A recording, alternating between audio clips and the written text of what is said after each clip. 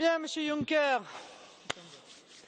rarement l'on nous aura servi discours plus ternes, insipides, sans aucun souffle, aucune vision, encéphalogramme plat, on avait l'impression d'assister à l'éloge funèbre de l'Union européenne. Sauf peut-être, il faut l'admettre, le moment d'humour assez réussi où vous vous êtes présenté comme le héros de la lutte contre l'optimisation fiscale sauvage des entreprises. Mais revenons à l'essentiel. En fait, vous n'avez rien vu, rien entendu de l'immense aspiration des peuples à retrouver leur indépendance et leur liberté. J'ai envie de dire, M. Weber nous a donné d'ailleurs un élément. Ils lisent ce que pensent les peuples dans le journal. Arrêtez de lire le journal, M. Weber. Si vous voulez savoir ce que pensent les jeunes, regardez ce qu'ils votent. Et je vous le dis avec beaucoup de tranquillité, puisque dans mon pays, la France, le mouvement que j'ai l'honneur de présider est le premier parti chez les jeunes. En fait, le Brexit a brisé un tabou. Les Britanniques prouvent qu'il est possible de sortir de l'Union européenne et mieux d'en sortir à leur avantage. Les prévisions catastrophistes n'étaient que mensonges. Le Royaume-Uni se porte fort bien. Le choc de défiance que vous espériez s'est transformé en choc de confiance. Vous auriez aimé, on l'a tous compris, voir l'apocalypse s'abattre sur les Britanniques. Eh bien, elle n'est pas pour demain. Votre solution, la même, quels que soient les problèmes ou les circonstances, c'est plus d'Europe.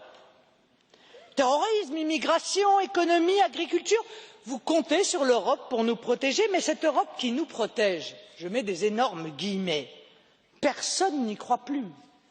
Ce n'est plus qu'une formule magique, sans aucun pouvoir. En refusant les frontières nationales au nom de Schengen, vous laissez prospérer tous les trafics, tous les crimes. En attaquant l'idée de nation, en empêchant la maîtrise de l'immigration, vous laissez grandir le communautarisme, l'islamisme et finalement le terrorisme. De quoi l'Europe nous protège-t-elle? De la sécurité?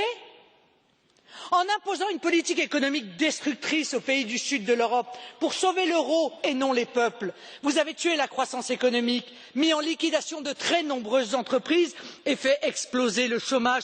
De quoi l'Europe nous protège-t-elle? De la prospérité? Vous imposez plus d'Union européenne contre la volonté des peuples, au risque de faire grandir d'ailleurs les tensions. Vos propos acerbes, M. Juncker, en mai contre les Britanniques, votre mépris des référendums est inquiétant. De quoi l'Europe nous protège-t-elle?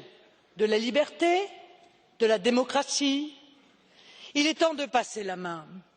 Les différents peuples européens ont besoin de projets d'avenir, d'un destin que seule leur communauté nationale peut leur offrir. Laissez les nations se libérer.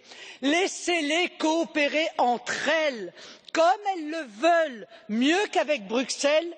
Soyez enfin démocrates. Laissez les peuples déterminer leur destin.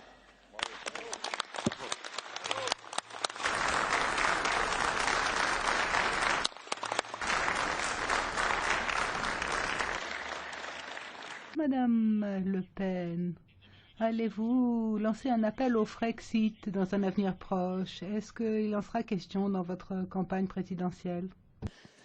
Je suis éminemment respectueuse de la démocratie. Je crois que le référendum en est la meilleure application. Par conséquent, j'ai déjà dit depuis plus de 4 ans que j'organiserai un référendum pour que les Français puissent s'exprimer sur la sortie de la France de l'Union européenne. Bravo.